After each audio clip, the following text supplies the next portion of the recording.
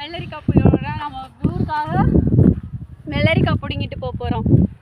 ஊரில் இங்கே நிறையா வெள்ளரிக்காய் இருக்கும். அக்காவும் டெய்லி வெள்ளரிக்காய் பறிப்பாங்க. இன்றைக்கி நம்மளும் ஊருக்கு வெள்ளரிக்காய் பறிச்சுட்டு போகிறோம்.